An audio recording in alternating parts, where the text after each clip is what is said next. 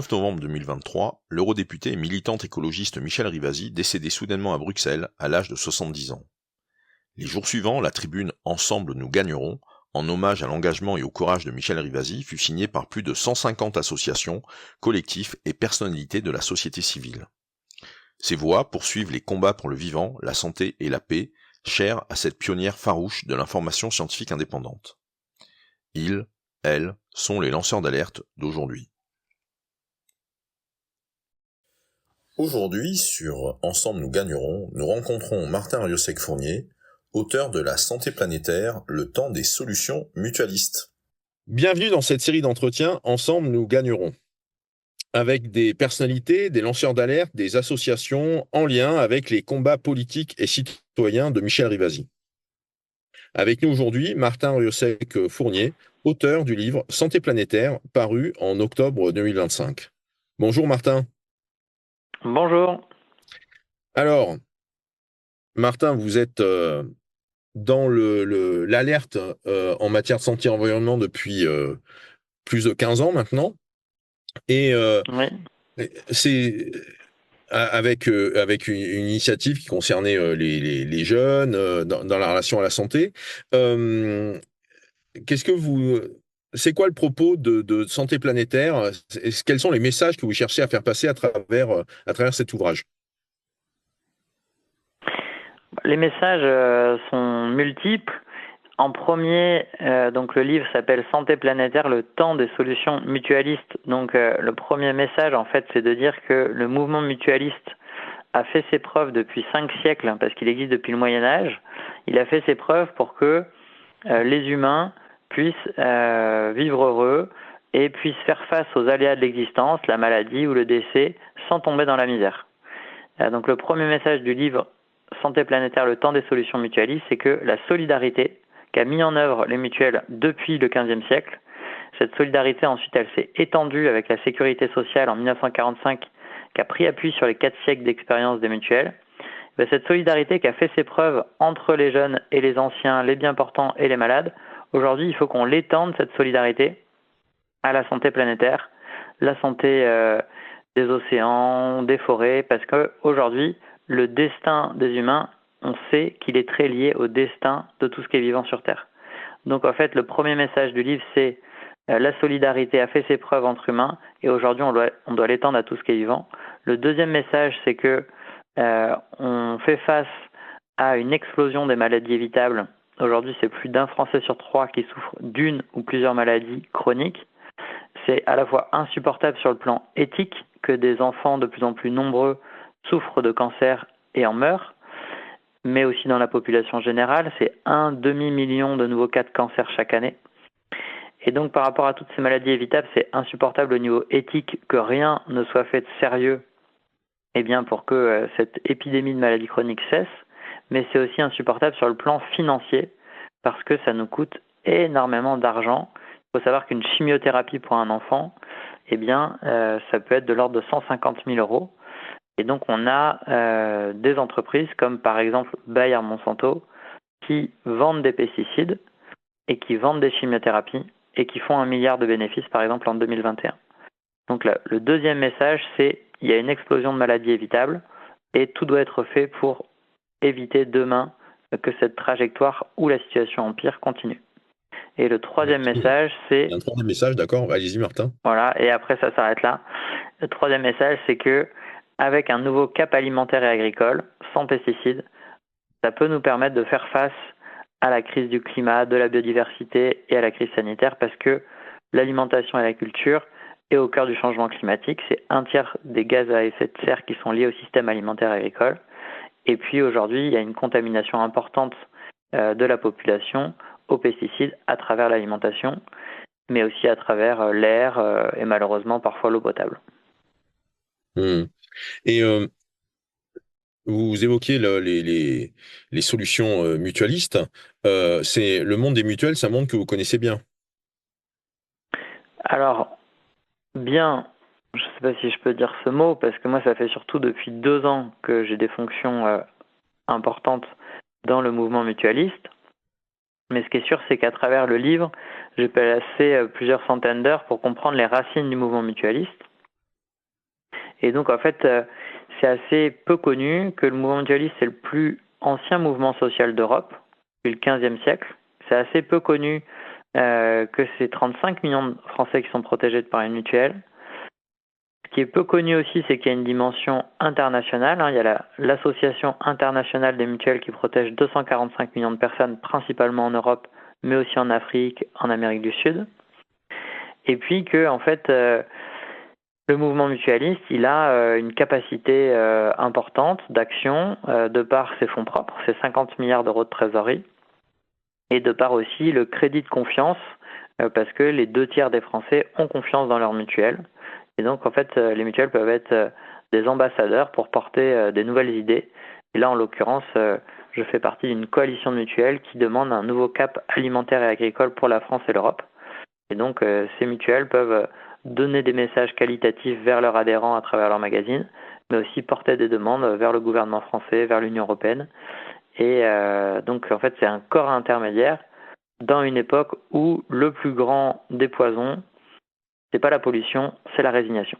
Et donc, en fait, les mutuelles, en tant que corps intermédiaire, peuvent permettre de se sentir reliés et de se sentir nombreux là où l'individualisme génère de l'isolement et un sentiment d'impuissance. Et par rapport à ces initiatives et par rapport à les mutuelles cette coalition de mutuelles hein, que j'imagine française, belge, partiellement européenne, ça représente combien de personnes en tout ça pèse comment? Donc en fait, cette coalition de mutuelles, elle est née de 2 colloques fondateurs, l'un au Sénat en février 2024, l'autre au Parlement européen en avril 2024. Et ces colloques fondateurs ont eu pour thématique l'amiante, les pesticides et la santé publique.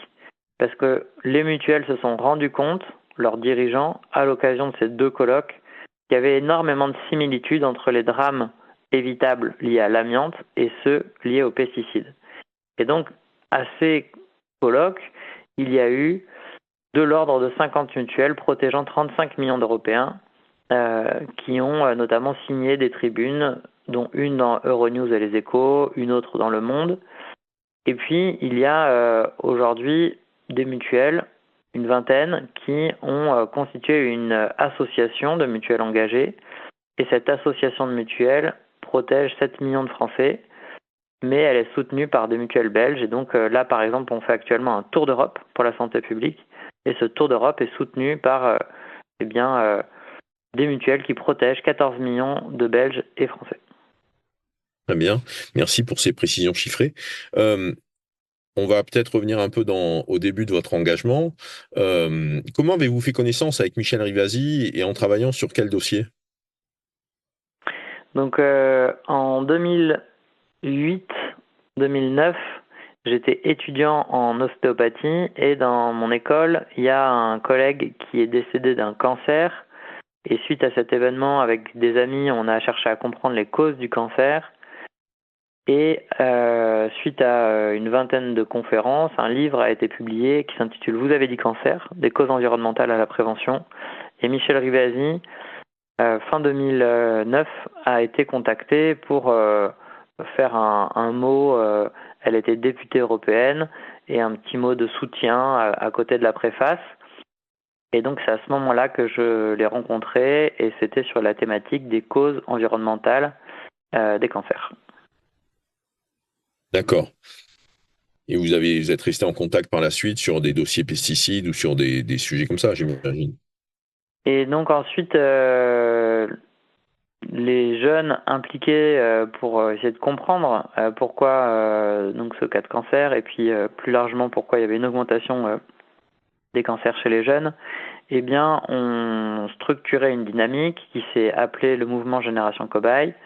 Et dans ce mouvement, il y avait une partie école, entre guillemets, et une partie d'action publique. Et donc, dans le campus, c'était la partie, entre guillemets, école, eh bien, on a fait intervenir des scientifiques variés, et notamment donc Michel Rivasi sur le sujet des ondes électromagnétiques et des effets sur la santé. Et suite à son intervention, il y a eu un autre livre qui a été publié dans lequel là elle a écrit un chapitre et qui s'appelle Et notre santé alors. Ça c'était en 2014, 2015 et puis ensuite en 2016, 2017 elle a soutenu un projet qui s'appelait Et nous vivrons des jours heureux qui visait à influencer les élections nationales de 2017 pour l'Élysée et l'Assemblée nationale. Très bien.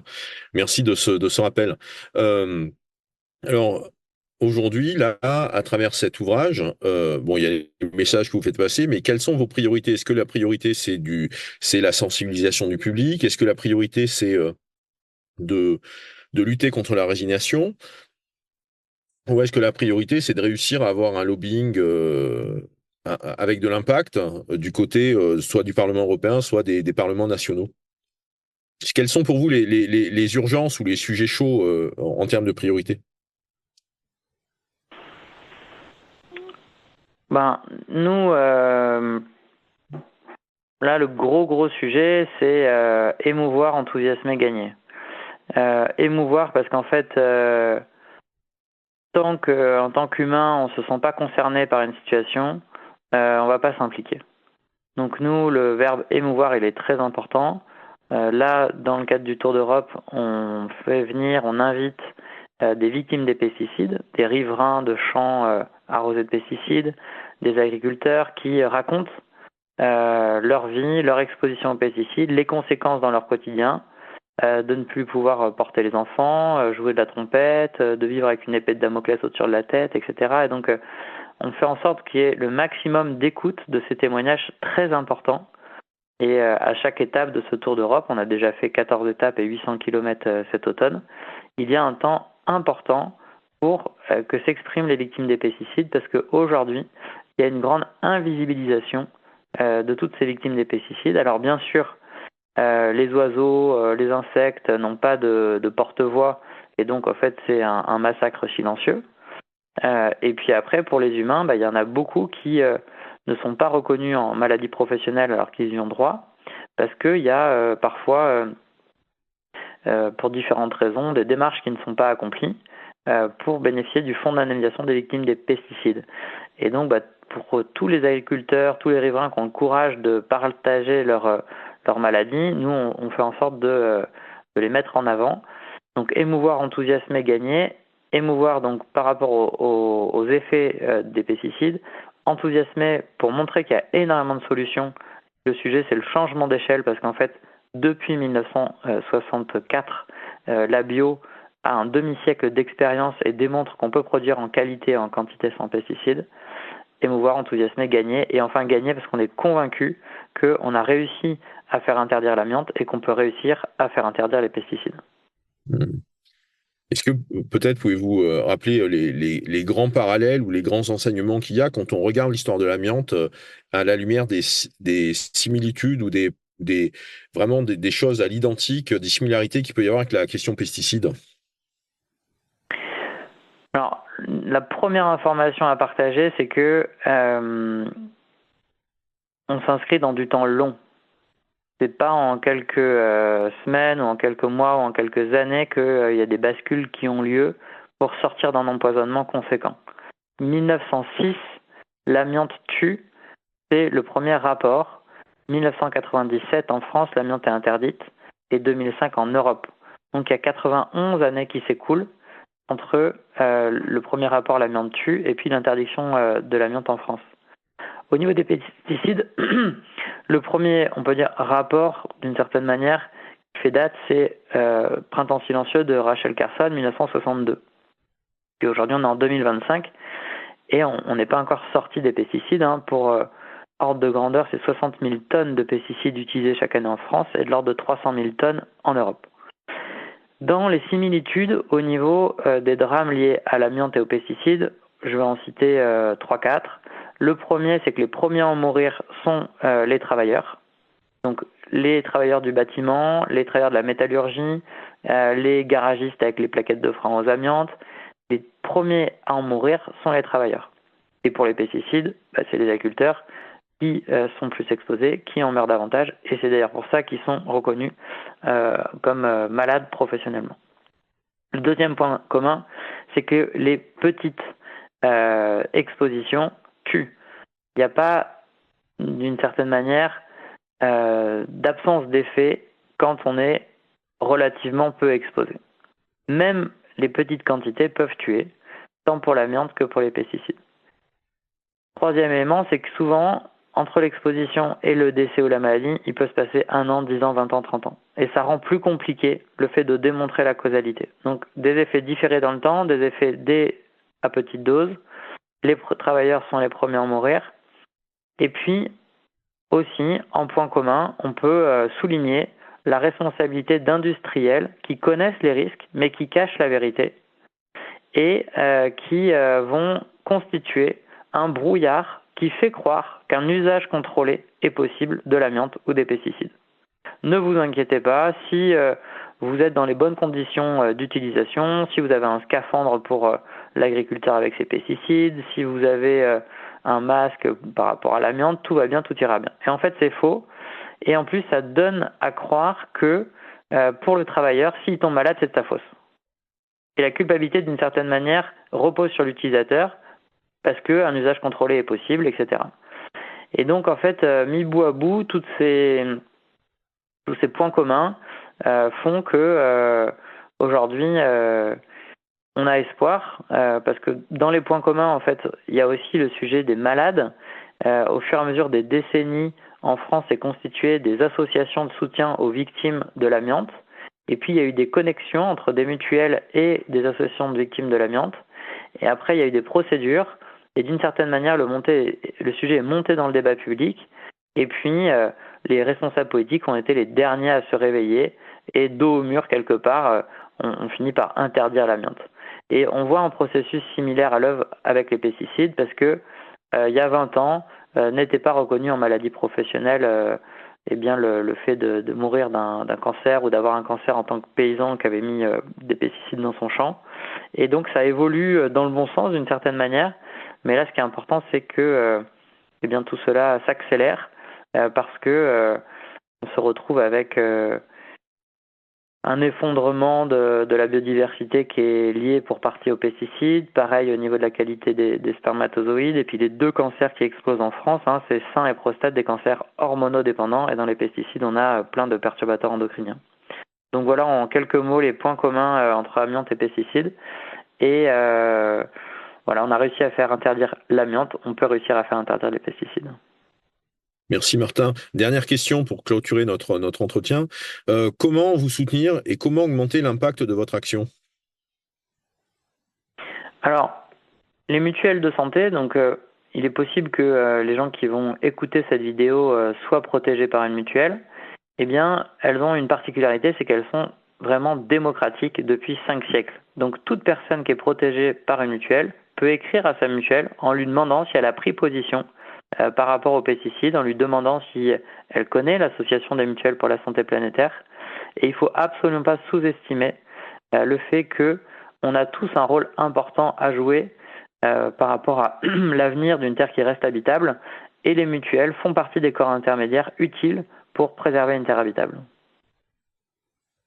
Ok, ça c'est une action possible. Il y a d'autres actions possibles ou celle-là déjà, ça sera déjà un grand pas pour faire avancer les sujets? Il y a 1001 actions possibles, mais disons que ça, c'est le fait qu'un corps intermédiaire nouveau prenne position sur le sujet alimentation, agriculture, santé publique et planétaire, c'est quelque chose qui a renforcé. Donc moi je mettrais plutôt l'accent là-dessus. Après, il y a plein d'associations qui font un travail extraordinaire, Génération Future, la campagne Secret Toxique, mais d'une certaine manière, on a vu depuis plusieurs décennies des scientifiques de plus en plus nombreux prendre la parole, des médecins de plus en plus nombreux, des associations, certains responsables politiques, mais c'est nouveau que dans le champ du débat public des mutuelles arrivent, et donc c'est quelque part à renforcer, je pense, et c'est pour ça que j'indique en particulier de soutenir cela. Merci Martin pour cet entretien et pour ce partage d'expérience. Ensemble, nous gagnerons. Merci beaucoup. À bientôt. À bientôt.